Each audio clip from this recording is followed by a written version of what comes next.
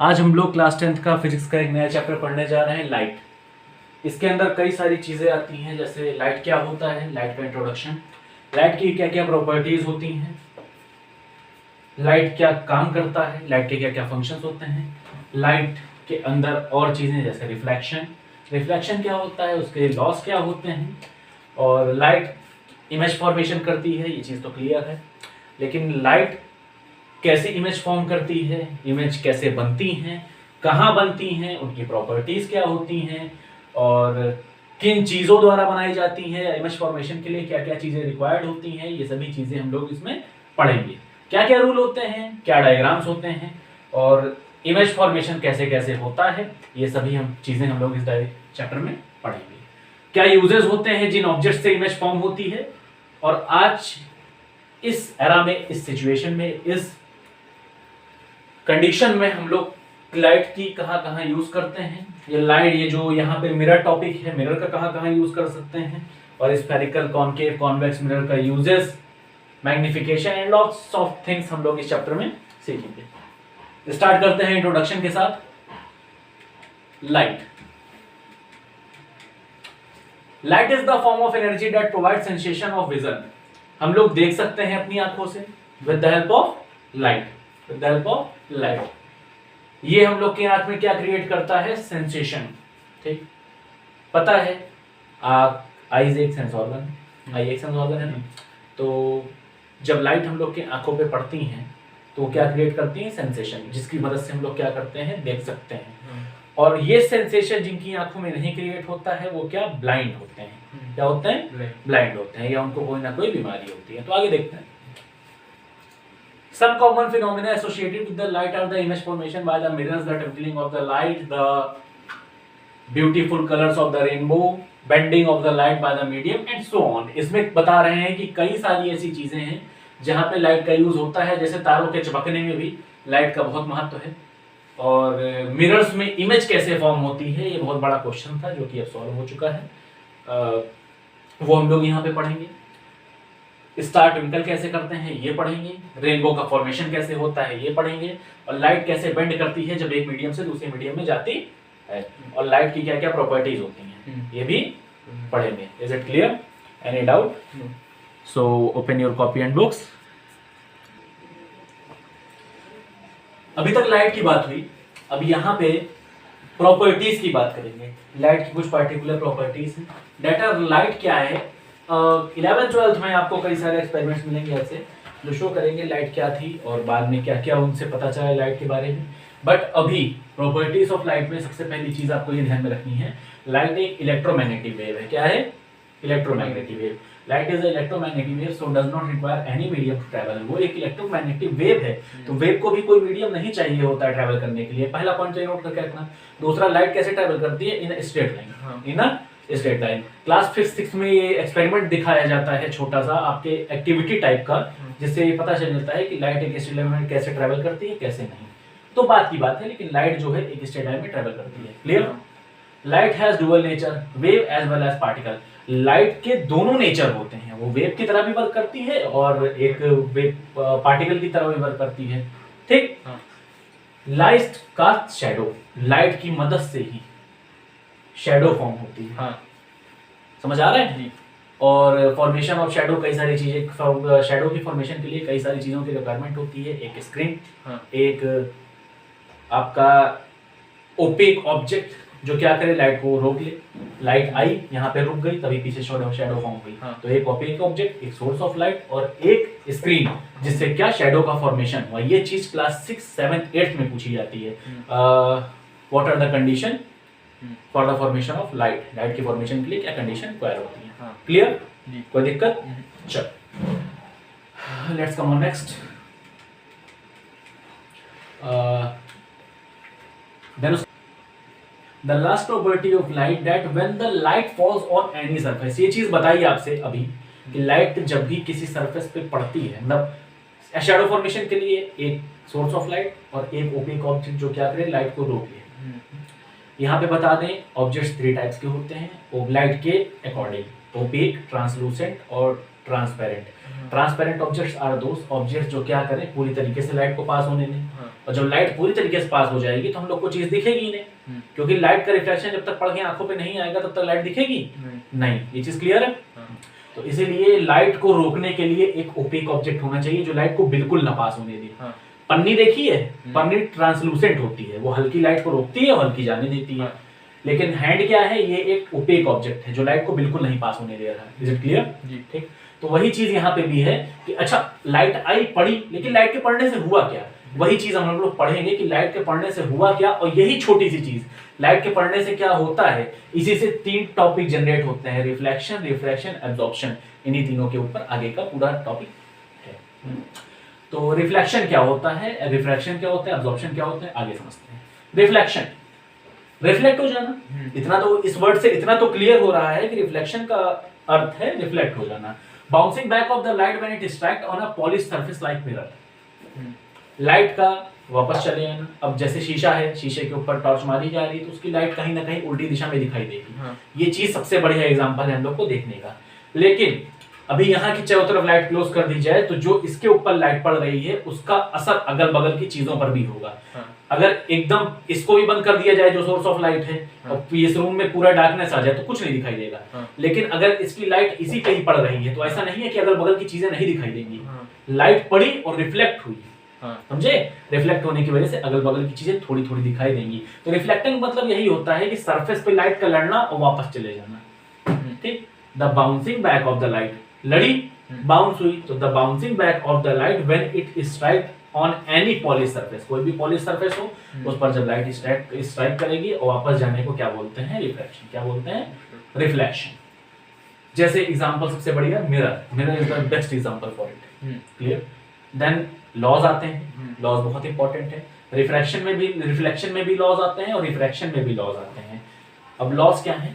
सबसे पहला, angle of incident is equal to the angle of refraction. Reflection जो angle of incident है वो एंगल ऑफ रिफ्लेक्शन के इक्वल है। ये चीज क्लियर है? हाँ। ये चीज तब समझ आएगी जब अभी हम लोग प्रैक्टिकली उसको बना के देखेंगे कि एंगल ऑफ रिफ्लेक्शन इंसिडेंट जो है वो एंगल ऑफ रिफ्लेक्शन के कैसे बराबर होता है। ठीक है? देन उसके बाद the incident ray, the reflected ray and the normal at the point of the incidence all lie in the same plane. Incident ray को क्या बोलते हैं? आई।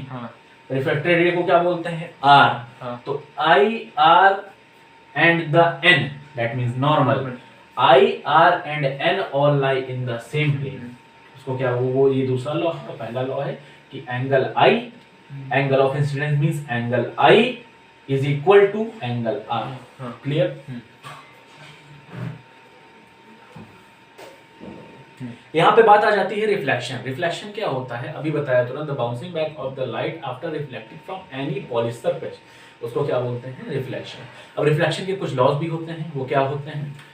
Let's suppose there is a light which comes towards a polish surface. एक polish surface की तरफ एक light आ रही है, उस लाइट क्या एक रे आ रही है जो कि ये लाइट का एक पार्ट है। वो रे आ रही है तो उस रे का एक नाम होता है और रिफ्लेक्ट करने के बाद जब जाती है तो उसका भी एक नाम होता है। उसको देखते हैं, समझते हैं। Let's see that there is a polish surface. ये कैसी सरफेस है? ये एक पॉलिश सरफेस है। इसमें क्या हो रहा है? एक लाइट पड़ रही है, ये लाइट की रे है, ये आ रही है उस सरफेस पे, आ रही है, तो इसको हम लोग क्या बोलेंगे? Incident ray. क्या बोलेंगे? I R means incident ray. और ये तुरंत आएगी और लड़के वापस चली जाएगी क्योंकि ये सरफेस कैसी है? पॉलिश्ड। पॉलिश्ड है, तो सरफेस पॉलिश्ड है, इसीलिए लाइट तुरंत क्या बाउंस बैक हो जाएगी। ठीक? ये उतनी जितनी डिग्री से आई है उतनी डिग्री से बाउंस बैक हो जाएगी। सेम देखो, जैसे आई वैसे ही चली गई और वी का एक शेप इसने ले लिया। ठीक? अब जहां पे ये पड़ी है उसी के एक 90 डिग्री पे हम लोग एक एंगल ड्रॉ करते हैं जिसको हम लोग क्या बोलते हैं? नॉर्मल। क्या बोलते हैं? नॉर्मल। नॉर्मल जो है वो कहाँ ड्रॉ होता है? 90 डिग्री पे। क्लियर? जी। हाँ, तो इसको इंसिडेंट रे बोला और जो रिफ्लेक्ट होके चली गई उसको क्या बोलेंगे? Reflected ray. हाँ, क्या बोलेंगे? Reflected ray. Is it clear? ये एक पॉलिश सरफेस थी जिस पे एक इंसिडेंट रे पड़ी, देन वो क्या हो गया? रिफ्लेक्ट हो गई, that is reflected ray. This one is known as incident ray. जो इंसिडेंट है वो इंसिडेंट, रिफ्लेक्टेड एंड 90 डिग्री का जो एंगल फॉर्म करे दैट इज नॉर्मल। तो इंसिडेंट रे कौन सा एंगल फॉर्म करेगा? Angle of incidence. कौन सा फॉर्म करेगा? Angle I, that is angle of incidence. और रिफ्रैक्टेड रे गई, इसने नॉर्मल के थ्रू कौन सा एंगल फॉर्म किया? Angle R, that is angle of refraction. Clear? अब देखो पहला लॉ क्या कहता है। फर्स्ट लॉ से that angle I is equal to angle are. छोटी सी बात को इतना लंबा लिख रखे हैं, angle I is equal to angle R. Means angle I जितना है, आप खुद देखिए, ये v को 20 से डिवाइड कर दिया गया है, समझिए, तो जितना एंगल आई होगा उतना आर भी होगा। करेक्ट? हाँ। देन दूसरा द इंसिडेंट रे, रिफ्रैक्टेड रे एंड द नॉर्मल, ये सभी किसमें है? एक ही प्लेन में तो हैं। ये सभी किसमें है? एक ही प्लेन में तो हैं। They are in the same plane. ठीक, तो incident ray I comma refracted ray R comma N, I R N, all lie in same plane, all lie in same plane. Is it clear? वही simple सी बात यहाँ बता रखी है कि इंसिडेंट रे आई लौट के चली गई, बीच में नॉर्मल ड्रॉ हुआ। ठीक है, जो इंसिडेंट रे द्वारा एंगल फॉर्म हुआ उसको एंगल ऑफ इंसिडेंट बोलते हैं, और जो रिफ्रैक्टेड रे द्वारा फॉर्म हुआ इसको एंगल ऑफ रिफ्लेक्टेड रे द्वारा फॉर्म हुआ उसको एंगल ऑफ रिफ्लेक्शन बोलते हैं। और ये पॉली सरफेस है। Is it clear to all of you? Good, यही सब चीजें हैं, इसको नोट करिए, देन हम लोग अलग टॉपिक पे चलते हैं।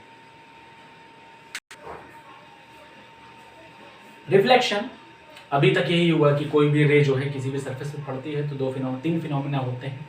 फर्स्ट, लाइट जो है रिफ्लेक्ट हो जाएगी, दूसरी उस मीडियम में चली जाएगी, तीसरी या तो एब्जॉर्ब कर ली जाएगी। यही तीन चीजें होती हैं। ठीक है, अभी हम लोगों ने पहले पढ़ा रिफ्लेक्शन क्या होता है, देन उसके बाद रिफ्लेक्शन कैसे होता है ये पढ़ा, तो उसके दो लॉस पढ़े। अब देखते हैं रिफ्लेक्शन होने के बाद मिरर में कुछ इमेजेस फॉर्म होती हैं। ऑब्वियस सी बात है, तो वो इमेजेस कैसी होती हैं उनके बारे में समझते हैं। उनका डिफरेंस बहुत ज्यादा पूछा जाता है, जो बहुत इंपॉर्टेंट है। Virtual and real image. Virtual means क्या होता है और रियल मीन्स क्या होता है? रियल तो असली, और वर्चुअल मीन्स जो असली ना हो, समझते हैं। Real image form when the light ray actually meet. Real image तब फॉर्म होती है जब लाइट रे मिल जाए रियल में, और वर्चुअल तब होती हैं जब हम लोग इनको जबरदस्ती मिलाने की कोशिश करें, जिससे ये पता चले कि लाइट को जबरदस्ती मिलाया जा रहा है। देन रियल इमेज को हम लोग स्क्रीन पे ले सकते हैं। ये सब चीजें तब आएंगी जब हम लोग प्रैक्टिकल इमेज फॉर्मेशन देखेंगे। अभी के लिए इसको जो समझ आ रहा है उतने को समझ लीजिए, बाकी जब इमेज फॉर्मेशन खत्म कर लेंगे हम लोग तो क्लियर हो जाएगा कि ये सब बातें क्या हैं। देन उसके बाद इसको स्क्रीन पे नहीं लिया जा सकता है। रियल वाली इन्वर्टेड होती है और वर्चुअल वाली इरेक्ट होती है। इन्वर्टेड मींस उल्टी, इरेक्ट मींस सीधी। Image formation on the cinema screen are found by the concave mirror. Concave जो इमेज फॉर्मेशन होती है सिनेमा स्क्रीन पे वो कॉनकेव मिरर द्वारा होती है। Then second one, image formation by the plane mirror और द कॉनकेव मिरर। जो इमेज फॉर्मेशन जो होती है प्लेन मिरर से, ठीक है, वो कॉनकेव मिरर का भी एक बहुत बढ़िया एग्जांपल है। ये जो है वर्चुअल इमेज जो है सिंपल जो आपका शीशा होता है वो बहुत बढ़िया एग्जांपल है आपका वर्चुअल इमेज का। Is it clear? ये सारे पॉइंट्स नोट करने वाले हैं, बहुत इंपॉर्टेंट हैं। देन इसके बाद आगे हम लोग देखते हैं कि आगे क्या क्या टॉपिक्स हैं जो हम लोग को फेस करने पड़ेंगे। आगे आ जाता है image formation by the plane mirror. एक सिंपल सा मिरर, उससे जो है इमेज फॉर्मेशन कैसे होता है ये समझते हैं। घर में जो आपका शीशा है वो इमेज फॉर्मेशन कैसे करेगा इस बात को हम लोग समझते हैं। ऊपर इमेज का फॉर्मेशन हो रहा है, एक ये मिरर है, ठीक है, प्लेन मिरर है, जिससे क्या हो रहा है, लाइट आ रही है, लाइट इधर से आई, एक सीधी आई और एक इधर से आई, देन ये रिफ्लेक्ट हो गई, ये सीधे गई, वहां अपीयर टू बी मीट हो रही है, मतलब कई सारी चीजें इसमें हुई है। ये आगे क्लियर होगी। देखिए यहाँ जो इमेज का फॉर्मेशन हुआ है वो कैसा हुआ है। ये ऑब्जेक्ट था, लाइट इधर से गई, ठीक, लाइट इधर से गई, देन और एक जो है लाइट यहाँ ऑप्टिकल सेंटर से हो गई, ओ से, ठीक, ये रिफ्लेक्ट हो गई, करेक्ट, ये रिफ्लेक्ट हो गई, और एक लाइट इधर से भी आ रही है वो भी रिफ्लेक्ट हो गई। समझे? आगे हम लोगों ने इस लाइट को बढ़ाया और इस लाइट को भी आगे हम लोगों ने बढ़ाया। दोनों अपीयर टू बी मीट है, दोनों को ऐसा लग रहा है देखने से कि दोनों जो है मिल रही हैं, कहाँ, पीछे जाके, ठीक। और यहाँ पे क्या हो रहा है, एक इमेज का फॉर्मेशन हो रहा है। ऑब्जेक्ट का नाम था ए बी, इमेज फॉर्मेशन का नाम दे दिया गया ए डैश बी डैश, ठीक। इस सरफेस का नाम दे दिया गया एक्स और एक्स डैश। ये जो मिरर है आपका प्लेन मिरर, इसको एम और एम डैश नाम दे दिया गया है, ठीक। कोई दिक्कत? आगे देखते हैं। यहाँ जो इमेज फॉर्म हुई है वो वर्चुअल और इरेक्ट है। कैसी है? वर्चुअल और इरेक्ट। रियल तब होती है जब हम लोग उधर फॉर्म करते हैं, ठीक। रियल तब होती है जब हम लोग उधर फॉर्म करते हैं, ठीक। यहाँ पे कहाँ हो रहा है? बिहाइंड द मिरर फॉर्म हो रही है, तो कैसी? वर्चुअल। वर्चुअल तब होती है जब असली ना हो, असली तब होती है जब, असली तब नहीं होती जब हम लोग प्रयास करते हैं उसको मनगढ़ंत मिलाने की। यहाँ भी हम लोगों ने क्या किया? मनगढ़ंत मिलाने की कोशिश की है। जैसे भूत प्रेत, जो लोग नहीं मानते वो नहीं, जो लोग दिमाग में अपने कुत्थियां करते नहीं होते हैं, तो वो कैसे? एक वर्चुअलिटी आ रही है उनके दिमाग में, है ना। वो सोच रहे हैं यहाँ होते ही होंगे, है ना। उन्होंने अपने आप फॉर्मेशन कर लिया। वैसे ही यहाँ भी जबरदस्ती फॉर्मेशन करा जा रहा है इमेज का, तो यहाँ वर्चुअल है। इरेक्ट मीन सीधी। अगर यही इमेज, यही जो इमेज है ये उल्टी होती, ऊपर की जगह इस लाइन के नीचे बनी होती, तो ये कैसी होती? इन्वर्टेड। लेकिन यहाँ कैसी है? इरेक्ट। तो वर्चुअल और इरेक्ट हमेशा साथ में होती है। देखो दोनों का साइज सेम है। तो दूसरा characteristic, size of the image is equal to the size of the object. फिर image is formed as far behind the mirror as the object is in front of it. जितनी दूरी पे object है उतनी दूरी पे इमेज है। तो प्लेन मिरर में यही होता है, लेटरली इनवर्ट। ये कैसी है? इन्वर्टेड है, लेटरली। लेटरल इन्वर्जन क्या होता है? अभी इस वर्ड का मीनिंग ये नीचे क्लियर हो जाएगा। The right side the object appears to the left side of the image and the vice versa. यहाँ क्या होता है? आपने कभी शीशे में देखा है कि हाथ उठाओ लेफ्ट और उधर से देखिए राइट, है ना। ये चीज होती है ना। कॉलर आपका पॉकेट इधर है और उसमें दिख रहा है पॉकेट आपका उधर है। ये होता है ना। वही होता है लेटरल इन्वर्जन, ठीक है। देन उसके बाद हम लोग नेक्स्ट टॉपिक पे आते हैं। अब लेटरल इन्वर्जन क्या होता है यहाँ समझते हैं। The word ambulance is written in the reverse direction of so that it can be read correctly in a rear view mirror of the vehicles going in front of it. अच्छा, कभी ये चीज गौर की है कि जो एम्बुलेंस होती है उसके ऊपर ध्यान देना, तो उसका जो ये एम्बुलेंस लिखा होता है ये उल्टा लिखा होगा। क्यों? ताकि आगे वाली जो भी गाड़ी है या जो भी गाड़ी है उसके शीशे में देखा जाए तो आपको पता है शीशा कैसा है? Plane mirror. उस प्लेन मिरर में जो भी इमेज फॉर्म होगी वो लेटरल इन्वर्जन मींस उल्टी दिखेगी, दिखेगी ना। यानी ये सर नीचे पैर ऊपर हो जाएगा। उल्टी मींस वो वाइस वर्सा मींस लेफ्ट का राइट दिखेगा, राइट का लेफ्ट दिखेगा, ठीक। जैसे अगर P लिखा है तो उसमें P आपको ऐसे दिखेगा, और अगर ऐसे लिखा है तो P ऐसे दिखेगा। ये चीज क्लियर, ठीक है। तो इसीलिए इसमें उल्टा लिखा जाता है एम्बुलेंस में, ताकि आगे वाली जो भी गाड़ी है उसको पीछे वाली गाड़ी का नाम दिख जाए कि ये क्या आ रही है, एम्बुलेंस। क्लियर, इसीलिए यहाँ पे ऐसा किया जाता है। तो बहुत अच्छा एग्जांपल है लेटरल इन्वर्जन का, नोट करने लायक है। And come on next. हम लोग नेक्स्ट पे आते हैं और समझते हैं स्फेरिकल मिरर्स क्या होते हैं। Mirrors whose reflective surface is curved. Spherical mirror से क्लियर हो रहा है, मिरर की बात हो रही। स्फेरिकल मींस कैसे हो? गोल। Spherical mirror whose reflecting surface is curved. ऐसे मिरर जिसकी रिफ्लेक्टिंग सरफेस कैसी हो? कर्व्ड हो, घुमावदार हो। अगर इसको पूरा बढ़ा दिया जाए तो ये मिलके क्या है? गोले फॉर्मेशन कर रहे हैं। स्फीयर, ये भी एक स्फीयर का फॉर्मेशन कर रहा है। There are two type of spherical. अब देखो, गोल मिरर के छोटे से पार्ट को काटा जाता है। वो छोटा सा पार्ट क्या होता है? एक मिरर का फॉर्मेशन करता है, जो कि आपका कॉन्वेक्स कहलाता है। और इस तरफ से भी एक पार्ट काटा जाता है, जिसको हम लोग क्या बोलते हैं? कॉनकेव। बहुत बढ़िया एग्जांपल, ये गुफा का आकार क्रिएट कर रहा है तो ये कॉनकेव, ठीक है। और ये इस तरफ से पॉलिश्ड होता है, हाँ। और ये जो है भाई साहब, ये इस तरफ से पॉलिश्ड होता है। क्लियर, ठीक। तो ये क्या है? ये गुफा का आकार क्रिएट कर रहा है, तो कॉनकेव, CAVE, केव, कॉनकेव। तो ये क्या है? कॉन्वेक्स। एक्स मींस एक्सटीरियर, ये बाहर की तरफ उभरा हुआ है, तो ये क्या हो गया? कॉन्वेक्स। Is it clear? चलो, अभी हम लोगों ने पढ़ा कि स्फेरिकल मिरर्स क्या होते हैं। पता चला कि स्फेरिकल मिरर्स के एक छोटे से पार्ट को काट लिया जाता है, जो कि कॉनकेव और कॉन्वेक्स का फॉर्मेशन करता है। अब वो स्फेरिकल मिरर थे, तो जो काटे गए हैं वो भी कॉनकेव कॉन्वेक्स मिरर होंगे। क्या होंगे? मिरर। अब उनकी प्रॉपर्टीज भी होंगी, जैसे लाइट की प्रॉपर्टीज थी, रिफ्लेक्शन की प्रॉपर्टीज थी, वैसे ही स्फेरिकल और कॉनकेव कॉन्वेक्स की भी प्रॉपर्टीज होंगी। तो पहले कॉनकेव की प्रॉपर्टीज देखते हैं। तो properties of a concave mirror, ये कैसा होता है? Reflecting surface is curved. इसकी जो रिफ्लेक्टिंग सरफेस होती है वो कैसी होती है? कर्व्ड होती है। ऑब्वियस सी बात है, स्फीयर से लिया गया तो कर्व्ड ही होगा। दूसरा, कन्वर्जिंग मिरर होते हैं। कैसे होते हैं? Converging mirror. ध्यान से देखो, ये वाले थे कुछ इस तरीके से।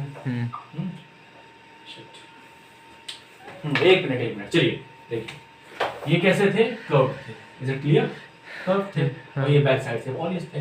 कर्व्ड है मींस कुछ इस तरीके से हैं आपके, है ना, और इधर से पॉलिश्ड है। अब जो ये कैसे हैं, इनको यहाँ पे बताया जा रहा है कन्वर्जिंग। कन्वर्जिंग का अर्थ क्या होता है, चीजों को इकट्ठा कर देने वाला, सिकोड़ देने वाला। अब मान लो एक ऐसी दीवार है, ठीक, यहाँ कोई बच्चा खड़ा है और उस बच्चे ने क्या किया, एक गेंद फेंकी, वो गेंद सीधे जाएगी तो क्या ऊपर चली जाएगी? नहीं, वो गेंद नीचे ही तो आएगी। यही तो होगा, चाहे यहां से फेंको चाहे यहां से फेंको, नीचे ही आएगी। वैसे ही लाइट रेज भी हैं, जब लाइट रे इधर से आएंगी तो क्या उधर थोड़ी चली जाएंगी या उधर थोड़ी चली जाएंगी, अंदर की तरफ इसको ढकेल देगा, क्योंकि पीछे की सरफेस कैसी है, पॉलिश्ड है, पॉलिश्ड है, ठीक। तो ये तुरंत के तुरंत इस तरफ चली जाएगी, इस तरफ जाएगी। कहां जाएगी ये चीज आगे क्लियर होगी, लेकिन ये अंदर की तरफ चली जाएगी। तो ये क्या कर रहा है, जितनी भी रेज आ रही है सबको कन्वर्ज कर दे रहा है। क्या कर रहा है, कन्वर्ज कर दे रहा है। कौन सा है ये, इट्स अ कॉनकेव, गुफा वाला जो था, है ना, CAVE, वो क्या कर रहा है, लाइट्स को कन्वर्ज कर दे रहा है। क्लियर? तो इसीलिए इसको कॉनकेव मिरर बोलते हैं। अब प्रॉपर्टीज क्या होती हैं कॉन्वेक्स मिरर की, वो तो कॉनकेव था, कॉन्वेक्स को समझ लेते हैं। कॉन्वेक्स कैसा था, कुछ इस तरीके से था, इसकी इधर की सरफेस पॉलिश थी। क्लियर? अब मान लो लाइट रेज इधर से आ रही है ना, लाइट रेज इधर से आ रही है, या कोई बच्चा यहाँ पे खड़ा हुआ है, उसने अपनी गेंद को ऐसे उछाल के फेंका तो गेंद ऊपर ही तो जाएगी, नीचे तो चली नहीं आएगी तुरंत लुढ़क के। करेक्ट? उसने गेंद फेंकी तो जिधर की तरफ सरफेस फेंक जाएगी उधर तरफ जाएगी। यहाँ भी वही हो रहा है। वैसे ही लाइट रेज इसके ऊपर पड़ेंगे, क्या पड़ेंगे, लाइट रेज। तो ये लाइट रेज को अंदर भेजने की बजाय पॉलिश सरफेस है और कैसी है, कर्व्ड है, तो ये ऊपर की तरफ भेज देगा। यही फर्क है। ये कैसा है आपका, कर्व्ड आउटवर्ड, ये कैसा है, कर्व्ड आउटवर्ड। ये क्या करेगा, ये बाहर की तरफ फेंक देगा। ठीक है? Reflecting surface is curved and diverging, ये कैसा है, डाइवर्जिंग है। ये इकट्ठा नहीं कर रहा है, ये डाइवर्ज कर दे रहा है, फैला दे रहा है चारों तरफ। अब मान लो यहाँ 1000 लाइटें आई, 1000 रेज आई, तो सबको ये क्या करेगा, फैला ही देगा, सेंटर में कुछ नहीं लाएगा। यहाँ पे क्या करेंगे हम लोग, जब इमेज फॉर्मेशन करेंगे तो इमेजिन करेंगे कि लाइट आगे जाके कहीं मिल रही है, यहाँ पे इमेज का फॉर्मेशन हो रहा है। ठीक, लेकिन इसमें क्या था, कॉनकेव में यहाँ पे कन्वर्ज कर रही थी, इकट्ठा कर रही थी, और कॉन्वेक्स में क्या कर रही थी, डाइवर्ज कर रही थी। तो छोटा सा कॉन्सेप्ट है, इसको समझने वाला है, क्योंकि आप समझ सकते हैं। Then come on next. अभी आपको यहाँ पे दिखाया गया है कि कॉन्वेक्स क्या होते हैं, कॉनकेव क्या होते हैं, इनकी प्रॉपर्टीज क्या होती हैं। ये अगर लाइट रे इन पे फॉल करती हैं गिरने के बाद, तो ये लाइट रेज को क्या करते हैं, कभी कभी ये डाइवर्ज करते हैं, कभी कभी कन्वर्ज करते हैं। ये कुछ पार्टिकुलर केसेस में होता है जब हम लोग कॉनकेव यूज करते हैं। कॉनकेव मीन्स कैसा हो, गुफाकार हो, तो वो क्या करेगा, लाइट रेज उस पर फॉल करेगी, देन वो क्या करेगा, कन्वर्ज कर लेगा, क्योंकि अंदर की तरफ भेज देगा। ठीक, और जब आपका आता है कॉन्वेक्स, कॉन्वेक्स मीन्स एक्सटीरियर, उभरा हुआ, लाइट रेज गई उस पे और वो क्या करेगा, उनको डाइवर्ज कर देगा। वही चीजें यहाँ पे डायग्राम के थ्रू बताई गई हैं, जो ऑलरेडी आपको बताया जा चुका है। देन लाइट्स कन्वर्ज और डाइवर्ज तो होंगी, लेकिन जाएंगी कहाँ, ये भी तो है। तो इसको समझने से पहले हम लोग को ये समझना पड़ेगा कि मिरर्स के कौन कौन से पार्ट होते हैं और मिरर्स में क्या क्या होता है, किन चीज का क्या नाम है। क्लियर? तो इस चीज को हम लोग समझते हैं। देखिए, common terms for the spherical mirror. Spherical mirror में इसको क्या बोलते हैं, इसको क्या बोलते हैं, इस लाइन को क्या बोलते हैं। क्या जिंदगी भर हम लोग लाइन ही लाइन किया करेंगे? नहीं। ठीक, इन सब का एक पार्टिकुलर नाम है, उसको हम लोग को समझना पड़ेगा। प्रिंसिपल एक्सिस सबसे पहले देखते हैं क्या होता है। The line joining the pole and the center of curvature. Let us imagine that it's a convex mirror. ये क्या है आपका, ये convex mirror है। ठीक, ये क्या है, बीच में लाइन है, इस लाइन को क्या बोलते हैं, प्रिंसिपल एक्सिस। ये प्रिंसिपल एक्सिस क्या कर रही है, इस सेंटर ऑफ कर्वेचर का ये जो पॉइंट है, कर्वेचर पे जो ये बीच का पॉइंट है, इसको बोलते हैं सेंटर। क्या बोलते हैं, सेंटर। क्लियर? तो इस सेंटर से लेके, ठीक है, the line joining the pole to the centre of curvature, इस पॉइंट को लेके, इस पॉइंट को बोलते हैं पी से क्या हुआ, पोल, और यहाँ बीच में क्या आता है आपका, सी मीन सेंटर। ठीक, और इधर भी आएगा, और इधर क्या है आपका, ये क्या है आपका, एक स्फेरिकल मिरर है। ठीक, सेंटर आपका, मान लो ये पूरा एक गोला होता, क्या होता, ये एक गोला होता है, ऐसे समझो चीजों को आसान से करने का तरीका। ये क्या होता, एक गोला होता, तो गोले का सेंटर यही तो आता। और अगर इसी की जगह हम लोग कॉनकेव ले लें, कॉनकेव सबसे बढ़िया होता है। क्या ले लें, एक कॉनकेव ले लें। ठीक, तो ये पूरा गोला बनाया, तो बीच में सेंटर आया, ये सी, तो the line joining the centre and centre to the principal axis, that is known as line joining to the centre and the pole is known as principal axis. Clear. वो line जो क्या करे, centre of the mirror, उस spherical mirror का जो centre है या उस मिरर का जो सेंटर है उसको पोल को ज्वाइन करे, उस लाइन को क्या बोलते हैं, प्रिंसिपल एक्सिस। पोल क्या होता है, the centre of the spherical mirror. इस स्फेरिकल मिरर का जो ये सेंटर है बीच का, अभी तो इतना ही पार्ट है ना, पूरा गोला तो है ही, तो इस जो कर्व मिरर का ये जो पार्ट है बीच वाला, ठीक, इसको क्या बोलते हैं, पोल। Is it clear? चलो अब इसके बाद कुछ और पॉइंट्स है, उसको हम लोग समझते हैं। यहाँ पे अब हम लोग क्या है, कुछ पार्टिकुलर टर्म्स गिवन है, अब हम लोग उन टर्म्स को समझेंगे। जैसे पोल बता चुके हैं आपको, पोल क्या होता है और अपर्चर क्या होता है। It is the effective diameter of the spherical mirror. ये जो अपर्चर है, अपर्चर मींस ये जो होता नहीं है आपका, ये सरफेस जो कि पॉलिश्ड होती है आपकी, इस एरिया को हम लोग बोलते हैं अपर्चर, जिसका नाम हम लोग एमएन से शो करते हैं। किस चीज से शो करते हैं, एमएन से। और भी जो लाइन जाती है इसको बोलते हैं principal axis. What do you mean by principal axis? The principal axis is the line which joins the centre to the pole. जो सेंटर ऑफ कर्वेचर, जो सेंटर जो है उसको पोल से जोड़े, सी को पोल से जोड़े, और इस सरफेस को क्या बोलते हैं, aperture. That is named as MN. Clear? Centre of curvature क्या होता है, the centre of the hollow glass, इस पूरे ग्लास का, इस खोखले ग्लास का, जो मिरर, जिस ये जो आपका स्फेरिकल पार्ट लिया गया है, ये जो आपका थोड़ा सा कर्व पार्ट लिया गया है, ये जिस स्फीयर का हिस्सा है, उस स्फीयर का जो सेंटर था वही इसका भी सेंटर होगा। वो बात बताई जा चुकी है ऑलरेडी। रेडियस क्या होता है, the distance between the pole and the centre of curvature. Pole से लेके सेंटर ऑफ कर्वेचर के बीच को डिस्टेंस को क्या बोलते हैं, radius. This is known as radius, जो यहाँ भी और चारों तरफ सेम होगी। Clear? Focus F, the point on the principal axis where the light parallel rays actually meet or appears the meet after reflection। Focus क्या होता है, फोकस सेंटर और पोल के बीच की डिस्टेंस होती है एफ। क्लियर? बीच की डिस्टेंस होती है एफ, और ये एक ऐसा पॉइंट है प्रिंसिपल एक्सिस पे जहां पे पैरेलल लाइट्स आके मीट करती हैं। कहोगे ये कैसे बता दिया, अभी तक तो बताया नहीं था। ये अभी आपका रूल है, ये रूल्स आगे आएंगे आपके नेक्स्ट पेज पे। देन आगे देखते हैं। Focal length, the distance between the pole and the focus. Pole से फोकस की डिस्टेंस फोकल लेंथ कहलाती है। Relationship between the focal length and the radius is equal to F is equal to 2 बार। ये 12वीं तक काम आएगा, बहुत हिसाब से इसको लर्न करना है, एंड ये वेरी वेरी इंपॉर्टेंट है, बहुत ज्यादा इंपॉर्टेंट है। F is equal to R by 2। Clear? चलिए, rules for making the ray diagram. अब इसके बाद सबसे मेन टॉपिक आता है रे डायग्राम, जो कि बहुत ज्यादा इंपॉर्टेंट है, बहुत ही ज्यादा इंपॉर्टेंट है। रे डायग्राम कैसे होता है, इसके लिए कुछ रूल्स हैं जो हम लोग को फॉलो करने पड़ेंगे। Principal axis pole, principal axis pole, focus focus, clear, centre, and this is also known as centre. This is the aperture, wait a minute, this is aperture. अभी तक यही था कि हम लोग समझ रहे थे कि इमेज कैसे फॉर्म होगी। अब इसके रूल्स होते हैं ताकि हम लोग को और क्लियर हो जाए इमेज का फॉर्मेशन कैसे होता है। कोई भी रे जो प्रिंसिपल एक्सिस की, ये सब कहानी वही लिखी है जो मैं यहाँ बता रहा हूँ। कोई भी रे जो प्रिंसिपल एक्सिस के पैरेलल आए, कैसे आए, पैरेलल आए, वो फोकस से होकर गुजर जाएगी। अभी इसका फोकस यहाँ पे है तो सीधे आई, फोकस से होकर गुजरी, हमेशा याद रखना। यहाँ पे सीधे आई, डाइवर्ज हो गई, और कहाँ से गुजरनी चाहिए थी, फोकस से। तो यहाँ पे फोकस से नहीं गुजर रही, लेकिन हम लोग यहाँ अनुमान लगाएंगे कि ये रे ऐसे डाइवर्ज हुई है। समझे? प्रिंसिपल एक्सिस उसका तो आसान है, सिंपल सा बना हुआ है, रे आई, फोकस से होकर गुजर रही, ठीक। वो कौन सा था, कॉनकेव। लेकिन कॉन्वेक्स में दिक्कत होती है, ये कॉन्वेक्स है, ठीक। कॉन्वेक्स में आई, आपको पता है कॉन्वेक्स क्या करता है, डाइवर्ज कर देता है। क्या करता है, डाइवर्ज कर देता है, ठीक। तो कॉन्वेक्स क्या करेगा, यहाँ पे भी रेस को क्या करेगा, डाइवर्ज कर देगा। फिर ये है आपका एफ, ये है आपका सी। यहाँ पे हम लोग क्या करेंगे, appear to be meet at F, हम लोग मानेंगे कि ये एफ पे जाके मिल रही है। ये पहला रूल था। कम ऑन नेक्स्ट। ये दूसरा रूल है, कोई भी रे जो कहाँ से, इसका उल्टा, कोई भी रे जो फोकस से होके जाएगी वो प्रिंसिपल एक्सिस के पैरेलल हो जाएगी। क्लियर? यहाँ भी कोई भी